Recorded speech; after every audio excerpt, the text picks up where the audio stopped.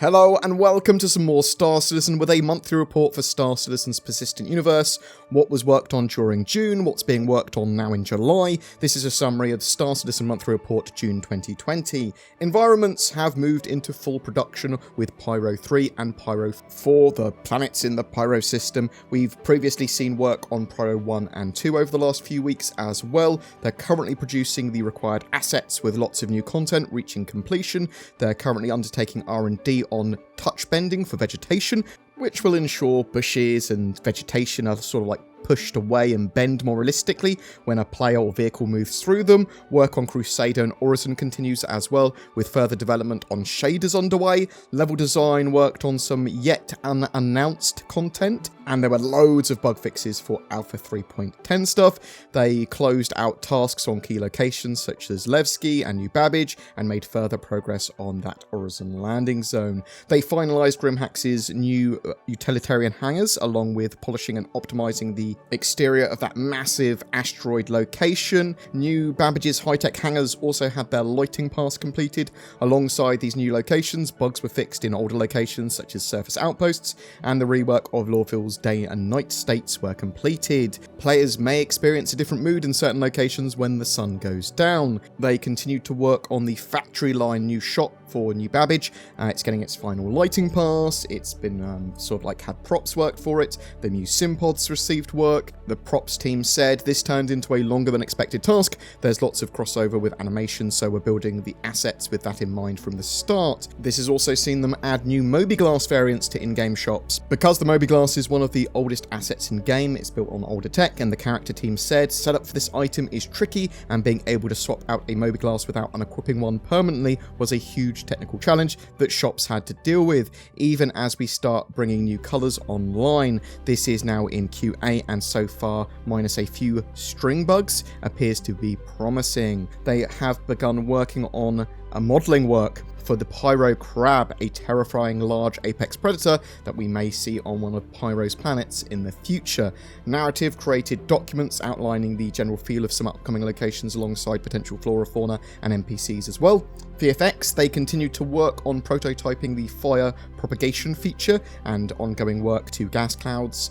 One of the VFX team's bigger tasks for 3.10 was the new sign distance field driven atmospheric effects for atmospheric entries to compensate for the fact that entry effects are physical based and most ships never reach high enough speeds to generate them. They made slight changes to the code. They said this is progressing well, and we are looking forward to seeing beauty shots and videos from the community as they fly towards planets and moons. So vehicle features, there's a lot of work getting the new flight model and combat updates ready for 3.10. Further development of the flight model will continue after that as well, and lots of combat balance, all that sort of jazz. It's far from finished.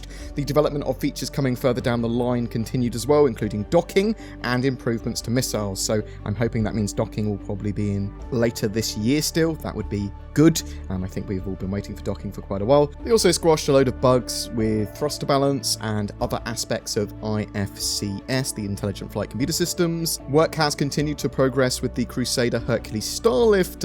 One of the last areas to go in was the impressive front cargo door and ramp that gives it a full roll-on, roll-off capability for your ground vehicles. Other areas completed are the rec room and kitchen dining area. The exterior is in the final art phase and currently receiving a material pass and UV mapping. The Star Runner, the Mercury Star Runner, is making good progress too, with the turret seat, turret interior, rec room, scanning room, cockpit, foyer, and habs all seeing work. It's now in its final art phase as well, with feedback being implemented to give it more of a smuggler's ship personality. That's currently planned for 3.11, that Mercury Star Runner, and we're expecting the Crusader Hercules for the end of year Q4 2020 patch. The Cartu Al, that Xi'an light fighter, also received a review which led to its weapons and shields being buffed. This update will be live in Alpha 3.10, along with a lot of other ships getting quality of life updates like this. There are 2 unannounced ships and the Origin 100 series. They've all made great progress as well. Quick spoiler for like 2 seconds, so close your ears for 2 seconds if you don't want to hear this. I suspect that one of those 2 unannounced ships is the RSI Odin gunboat. So features and gameplay stuff, they've continued to work on the player trading app, which is now in the art phase. The basic functionality of that player trading app allowing you to send alpha UEC and merits to players should be in 3.10. You're also going to be able to purchase ship paints from in-game shops in that 3.10 patch as well.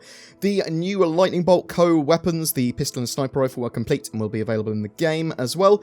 Work continued on the Bearing BR2 shotgun. A new weapon entered development that the team is excited to unveil at the end of Q3. I'm hoping it's a microwave gun. Or a flamethrower. Flamethrower would be cool. That maybe that's why they were working on flame tech. There was also UI updates to weapons as well. Characters can now be knocked back, staggered, and there are hit reactions from grenades and other thrown objects now too. They've been working on that. User interface stuff. UI have been building out new vehicle targeting and turret improvements and new UIs for various things throughout the game with that new building blocks system. Work continued on a new mobiGlass app, and the future of the star map and radar were iterated on as well. Screens were created for the factory line store, and concept art was created for new versions of scanning and vehicle UIs. They also worked on making UIs more visible on contrasted backgrounds, whether they be very bright or very dark. AI stuff. So for the social AI, there was a focus on improvements really to various AI systems, loads of AI systems connected to everything. They sort of like trying to make them more refined and robust. Pathing and movement for AI saw improvements as well. They've begun overhauling the existing mission giver experience as well. The first iteration of shop vendor behavior is also nearing completion. They now have the addition of patrons that can order a drink, bring it to a table, and then return to a counter, so they can interact with the barman properly and the bars.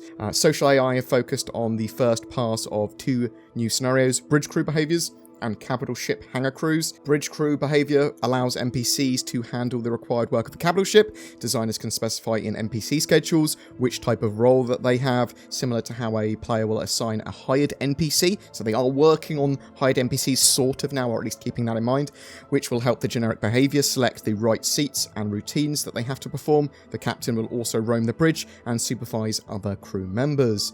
The hangar crew behavior represents a set of behaviors for all NPCs that work in a hangar, including overseeing, fueling, ordnance, mechanics, grunts, and air traffic controllers. In this instance, the ship is an example of a compound usable, so there's lots of single usables on that ship that can be interacted with individually is the idea there. AI combat. So character combat worked on realistic firing, including improving triggering and reloading. They made all requests event-based with outcomes being recorded, so this gives the AI constant knowledge of the results of a requested action, allowing them to create behaviors, and that can handle different scenarios correctly. If an NPC is pushing towards an enemy, they may want them to automatically reload their weapon. However, if no ammunition is available, the behavior will be notified and a new reaction activated, so they'll go and look for ammo, or they won't push their reaction, and even if they notice they haven't got any ammo, will be based on the sort of skill level of that NPC. So they also began utilizing the sort of functionalities and usable system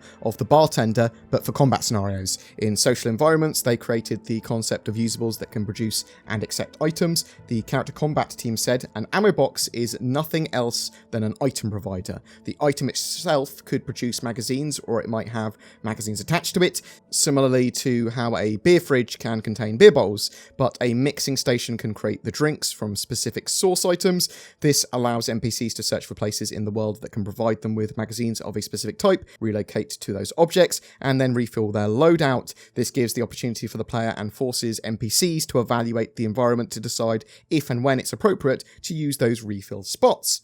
So ship AI stuff, they created a single player version of the player group manager, which is used to sort of manage parties and groups as they go into quantum travel. The system relies on sort of services that only exist in a multiplayer context. So to support quantum travel linking in Squadron 42 between the player and NPC characters, a standalone version of that was created. So when complete, players in the persistent universe will be able to use quantum linking with a group containing both real players and NPCs. And I've talked about this a little bit before. I think they are going to be bringing NPCs into missions soon as wingmen, as things that you protect and actually move with you between points, escorts, things like that. It sort of makes sense. This also has the added functionality to support future missions.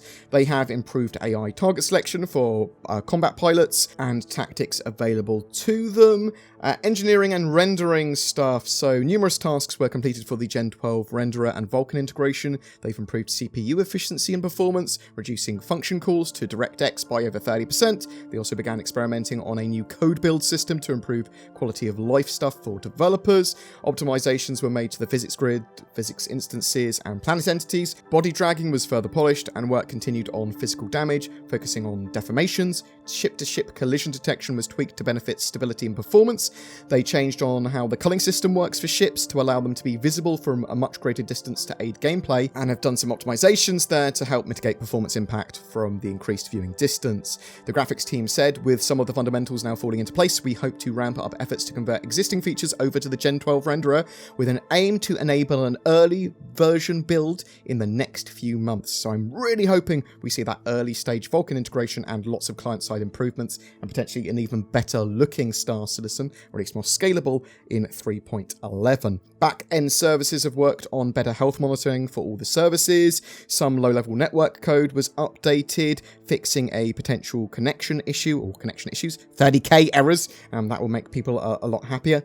Work was completed on high-performance dedicated pathways for some of the services to greatly improve network performance and login accessibility. The loadout and persistent variable services were also updated to support a distributed model for better performance and increased uptime reliability. Time was also spent on completing tasks for server meshing implementation in the future. And that's really it for this month. We will check out the Squadron 42 update real soon, because there's a good lot of information in there, and it's our only way of getting Squadron 42 updates really now. I am interested to know what you think about what those two unannounced ships might be, and that we talked about. Do you think the progress on Pyro that they're making means that they're still aiming for it to be in the game later this year? Are you excited for the Alpha 3.10 release and all the new features there? What about the Gen 12 renderer and Vulkan integration? Do you think it will make 3.11? Whatever your thoughts, I'd love to hear from you in the comments below. Every month there's a ship giveaway. For the month of July, we have a Banu Merchantman and Star Citizen game package to give away. All you need to do to be in for a chance of winning that is comment on any of my videos made during July 2020. Details to that down below in the links. I'm also a shill for NordVPN. If you're looking for a VPN, then Nord should be considered. It's cheap and fast and helps keep you secure, anonymous, and give you greater access to websites and informations. Use the links below if you're thinking about getting a VPN. Also, a special thank you to Azatec for supporting my content. Find out more down below because they sent me a Alienware Aurora A10, but there's more to it than that, and you can see all the details of my spec down below and all that sort of jazz. If you'd like to further support my channel or content, then please consider becoming a YouTube member, a Patreon, or even donating. But sharing, commenting, subscribing, and liking, all of that really does help too. Thank you so much for watching, and I'll see you in the verse.